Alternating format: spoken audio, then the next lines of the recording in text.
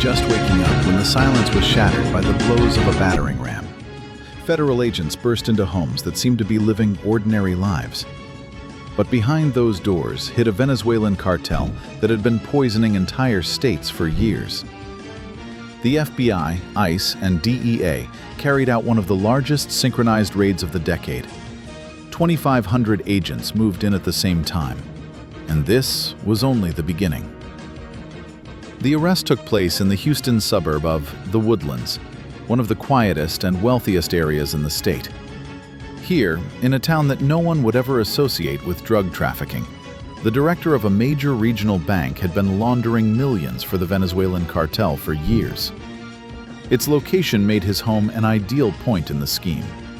Houston is a key transportation corridor between the Gulf of Mexico and distribution networks, and a significant portion of both contraband and financial flows passes through it.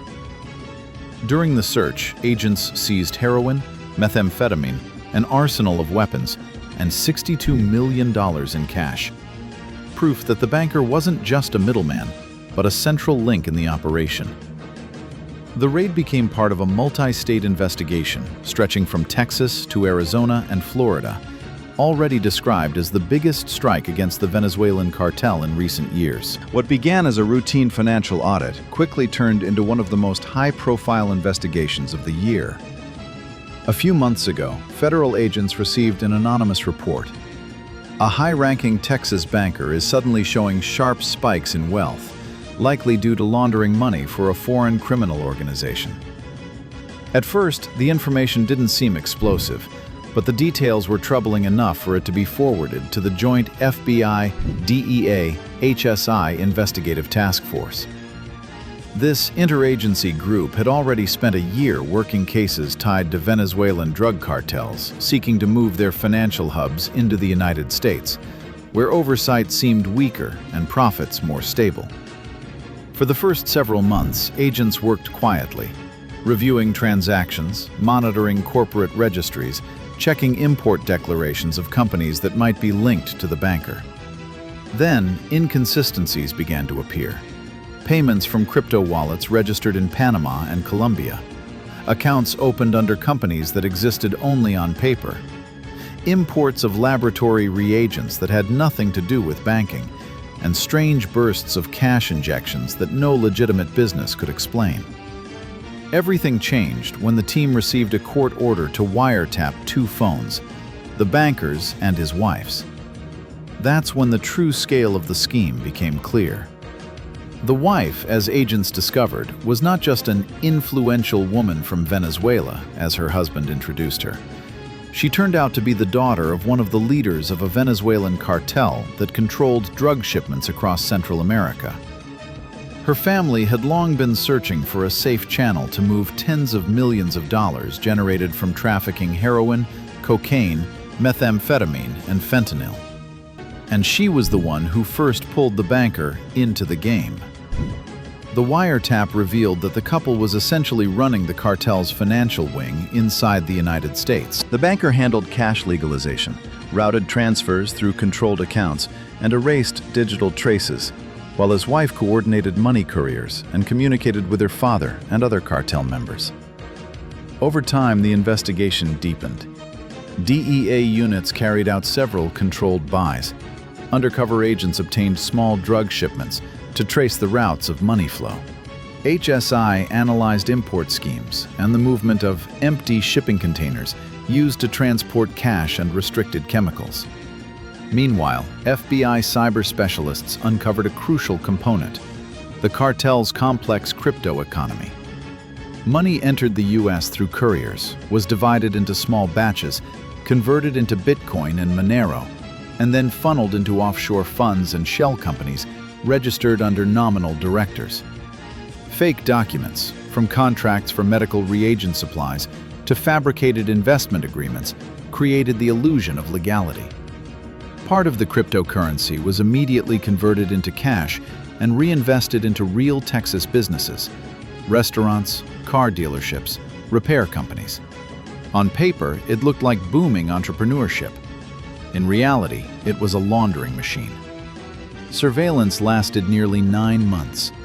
Agents had to move with extreme caution. The banker had access to internal banking systems, knew exactly how transaction monitoring worked, and would have instantly detected any clumsy movement. But over time, the investigation closed in. The trigger came when the couple attempted to move another $14 million offshore under the guise of an investment into a Venezuelan infrastructure project. The documents they submitted were sloppily forged, and that was enough for the task force to understand. The family was preparing to flee. The decision was made to act immediately. A week later, a tactical team stormed their home. Inside, heroin, methamphetamine, weapons, crypto wallets, laptops with encrypted storage files, and $62 million in cash. Everything confirmed that this wasn't just a family conspiracy. It was the financial heart of the cartel. Parallel to the banker's arrest, federal agents delivered another blow that exposed a different side of the cartel infrastructure: corrupt law enforcement. As part of simultaneous raids, 28 Texas police officers were detained after working for years not for the state, but for the narco mafia. These individuals had access to databases, operational intelligence, and internal communication channels. And because of that, the cartel was able to move its shipments almost without obstruction. The scheme was simple, yet lethally effective. The consulting payments these officers received were, in reality, bribes disguised as legal or security services. Police officers sold information about upcoming raids, mobile checkpoints, patrol schedule changes, and even the movement routes of special units. If DEA or HSI were preparing an operation in a specific area, the cartel knew about it hours in advance. In exchange for payment, these same officers covered key transport arteries. They redirected patrols to other districts, altered their unit routes, or simply didn't notice suspicious vans carrying drugs, illegal migrants, or weapons. Some officers even escorted cartel trucks along certain stretches of highway, creating the appearance of legitimate transport. The cartel's model was built with meticulous detail. Shipments traveled from Venezuela through Central America into Mexico, where the product was mixed in clandestine labs. Fentanyl was processed, pills were pressed, heroin was packaged, all prepared for shipment into the United States. Then came the Texas Corridor, one of the most critical links in the drug pipeline. On the Texas side, the operation functioned like a multi-layered factory. Suppliers, cartel couriers who moved drugs across the border. They were equipped with fake documents, GPS jammers, rotating license plates, and cash for instant bribes if needed. Mixers, underground labs in Texas where chemical technicians diluted fentanyl, blended methamphetamine, processed heroin, and prepared new batches. These labs often hid behind auto parts warehouses or private garages. Storage chains, a network of facilities in San Antonio, El Paso, Lubbock, and the outskirts of Houston. Here, the shipments were sorted, repackaged, and prepared for further distribution. The same properties served as holding sites for migrants trafficked by the cartel. Some were kept under armed threat and forced to work at these transfer hubs. Distributors, local dealer networks receiving the ready product. Part of the packaged drugs went to interior states, Colorado, Illinois, Iowa, while another part moved toward the East Coast. Loads traveled under the cover of legitimate trucking companies with forged invoices and certificates. Financing, a separately engineered, highly efficient component. The money was funneled back to Venezuela through cryptocurrency. Payments were broken into hundreds of small transfers scattered across dozens of exchanges. Police informants ensured that no large movement triggered financial monitoring alerts. Technological contraband, a new layer of the operation.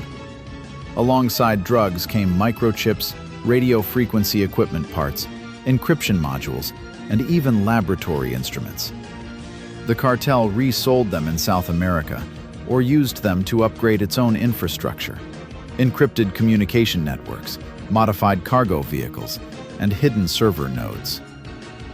This model was dangerous not only because of its scale, though that alone was staggering. Each major fentanyl shipment passing through Texas contained potentially millions of lethal doses. The deeper threat was its durability. It could run indefinitely. With corrupt police, underground labs, powerful financial channels, and a spiderweb network of warehouses.